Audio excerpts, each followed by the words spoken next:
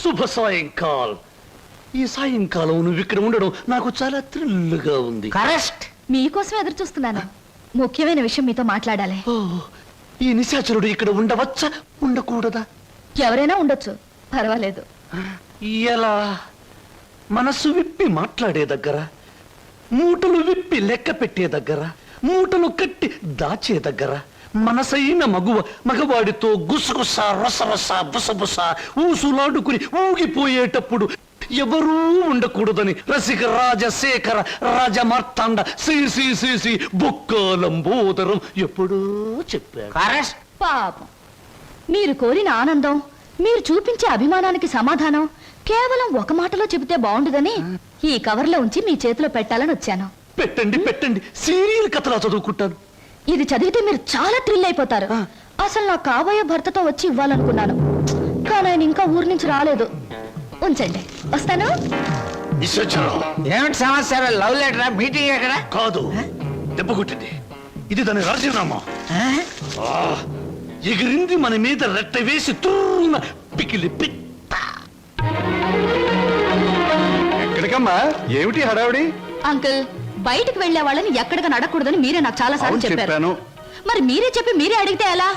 Time అయిపోయింది, train వచ్చేస్తుంది, నేను ఇక్కడే ఉంటే ఎలా? మరి ఆగేవా? నువ్వెందుకమ్మా వెళ్ళడం? ట్రైన్ దిగి వాడే వచ్చేస్తాడుగా. మరి అందుకేగానే వెళ్ళేది. బావని రిసీవ్ చేసుకుని ఆశ్చర్యపోయేలా విషయం చెప్పేస్తాను, అంతే. బావ థ్రిల్ అయిపోతాడు. ఆ థ్రిల్లోనే బావని ఇంటికి తీసుకొస్తాను, చూడు. విడిపోయిన మమతలు కలవడం కన్నా థ్రిల్లే ఉంటుందమ్మా. అది నాకు థ్రిల్లే. నేను వస్తాను. ఎందుకమ్మా, ట్రైన్ వచ్చే వేళయింది. అదిగో 9 డౌన్. నువ్వు ఇలా వెళ్ళేసరికి వాడు ఏ ఆటోలో అలా దిగుతాడు. అప్పుడు నువ్వు నాకు థ్రిల్ ఎలా ఇస్తావమ్మా? వాడిస్తాడు మనకి థ్రిల్.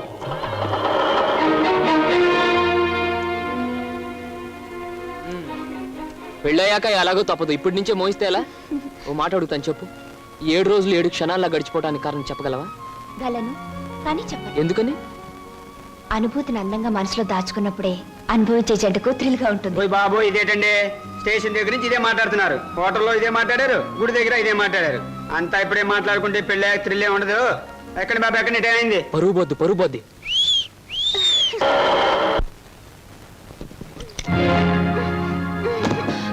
అక్క, ఏమిటిది? నువ్వు వెళ్ళిపో. నువ్వు ఇక్కడి నుంచి ఏం జరిగింది తర్వాత చెప్తాను. ముందు నువ్వు ఇక్కడి నుంచి వెళ్ళిపో.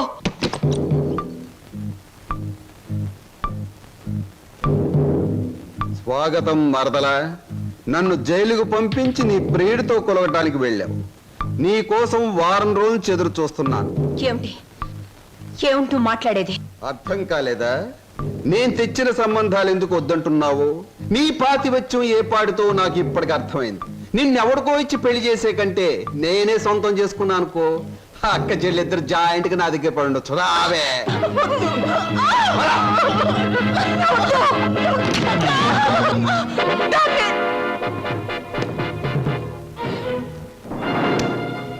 వదులు, నిన్నే వదులు.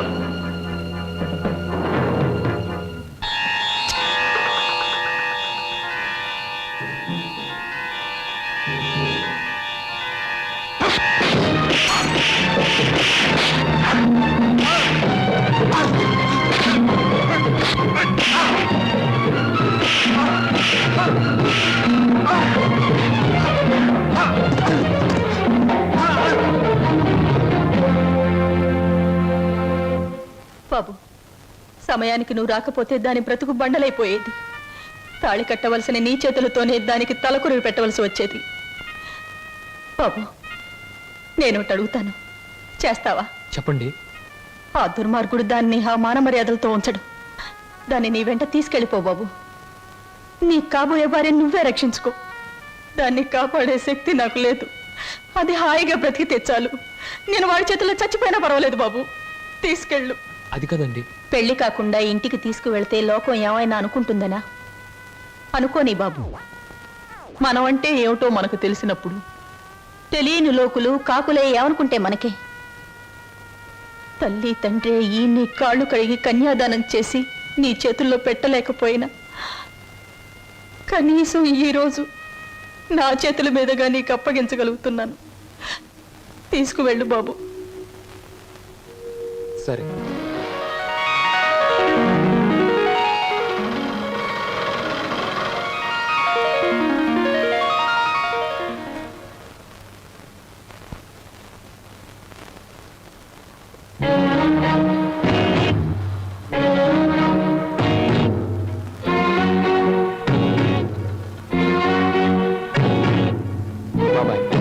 రోజు నుంచి ఈ అమ్మాయి మన ఇంట్లోనే ఉంటుంది.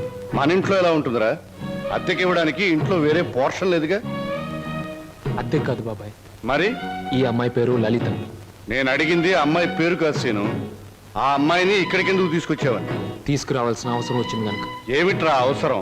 లలిత నేను ప్రేమించుకున్నాం, పెళ్లి చేసుకోవాలనుకున్నాం. తప్పని పరిస్థితుల్లో ఈ అమ్మాయిని ఇక్కడ తీసుకురావాల్సి వచ్చింది బాబాయ్. అంటే అంతా నీ ఇష్టమేనా? నీ వెనక ఎవరు లేరనుకున్నావా? వాళ్ళ గురించి ఆలోచించాల్సిన బాధ్యత నీకు ఉందా లేదా? అసలు నీకు విషయం తెలుసా? అంకుల్, ఏమిటి నీ పద్ధతి? పూర్తిగా చెప్పనీయకుండా అడ్డుపడతావేంటి? చెప్పని. అది కాదమ్మా, దేవుడి గుడికి వెళ్ళాలన్నా నా పెర్మిషన్ లేకుండా వెళ్ళేవాడు కాదు, ప్రేమించట. అంకుల్, ప్రేమించడం అనేది మనసు చేసే పని, గుడికెళ్ళడం అనేది మనిషి చేసే పని. నీకు తెలీదమ్మా వీడు. అంకుల్, ఏమిటి వాళ్ళు ఎలా ప్రవర్తిస్తున్నావు? అతను ఏదో తప్పు చేసినట్లు మాట్లాడతావేంటి? ప్రేమించే మనసుంది కాబట్టి ప్రేమించాడు. తన మనిషిని తాను కాపాడుకోగలన్న ధైర్యం ఉంది కాబట్టి చేయి పట్టుకుని ఇంటికి తీసుకొచ్చాడు. అది కాదమ్మా. అంకుల్, ఇంత అందమైన అమ్మాయిని ప్రేమించినందుకు సంతోషించు, అంతేగాని ఊరికే కోపగించుకుంటావేంటి? యావండి, మా అంకుల్ చాలా మంచివాడు. ఇంత మంచి హీరో మనసు దోచుకున్నందుకు ఐ రియలీ కంగ్రాచులేట్ యూ. రండి. క్షమించండి, ఈ ఇంట్లో వాళ్ళకి ఇష్టం లేకుండా ఇక్కడ ఉండటం నాకు ఇష్టం లేదు. నేను వేరెక్కడైనా ఉంటాను. మీరు మమ్మల్ని అవమానిస్తున్నారా? అవమానిస్తున్నానా? లేకపోతే ఏమిటి? ఒక నిస్సహాయమైన ఆడది ఇంటికొస్తే ఆదరించకుండా బయటికి గెంటేంత దుర్మార్గుడు అనుకున్నారా మా అంకుల్? మీరెక్కడికి వెళ్ళక్కర్లేదో రండి. అంకుల్, ఒకరికొకరు మనసిచ్చి పుచ్చుకుని వచ్చారా? ఇద్దరుగా వచ్చిన వాళ్ళని ఆశీర్వదించి ఒకటిగా చేయ అంకుల్. Please please uncle. మీరు లోపల పదండి. ఇంకా ఇక్కడ నిలబడ్డావేంటి? పద పద పద పద. ఆంటీ, ముందు కుడికాలు పెట్టించి లోపల తీసుకెళ్ళు. లక్ష్మి, ఏంటి అలా చూస్తుండిపోయావు? మీ వదిన లోపల తీసుకెళ్ళి దిష్టిది. వెళ్ళు. రండి లోపల.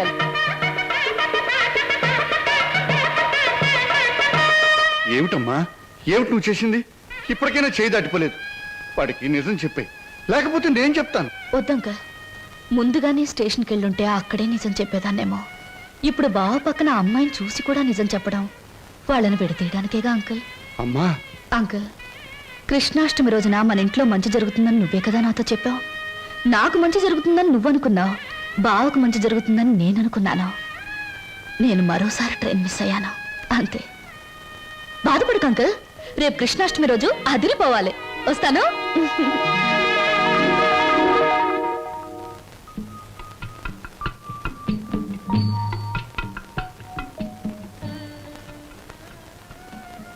నిజంగా?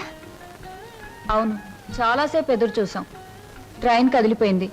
ఆ తర్వాత మా సరోజ్ ఏమైందో మాకు తెలియదు. దాని జ్ఞాపకార్థంగా ఆ టికెట్ను మా అన్నయ్య ఫ్రేమ్ చేయించాడు. ఇప్పటికీ మా సరోజ్ అంటే మా అన్నయ్యకి ఎంత ఇష్టమో. అదృష్టవంతురాలు. ఎందుకని? మీ అన్నయ్య లాంటి మంచి మనిషి మనసులో మిగిలిపోయినందుకు. నేను ఒప్పుకోను. పాప మా రోజు ట్రైన్ తప్పిపోకుండా ఉండుంటే ఆ అమ్మాయి అంత అదృష్టవంతురాలు ఉండేది కాదు. అయినా జ్ఞాపకంగా మిగిలిపోవడంలో అదృష్టమే ఉంది. జ్ఞాపకం శాశ్వతం కాబట్టి. అవును, జ్ఞాపకం శాశ్వతమే. కానీ శాశ్వతంగా ఉండాలంటే కేవలం జ్ఞాపకంగా మిగిలిపోవాలని ఇప్పుడే తెలిసిందే. ఏమిటి మీరు మాట్లాడేది? ఏముంది, మీరు చెప్పిన దానికి పొడిగింపు. స్వప్న ఎప్పుడు అంతే వదినా, ఒక్కోసారి తన మాటలు అర్థం కావు. ఏ, నేను తెలుగులోనే మాట్లాడతానే. తెలుగులో కాదు, తెలివిగా మాట్లాడుతావు. అందుకని నాకేం అర్థం కావు. అరే, ఇదేమిటి ఇలా వేశారు? అందరూ కృష్ణుడు లోపలికి రావాలని బయట నుంచి పాదాలు ఇంట్లోకి వేస్తారు.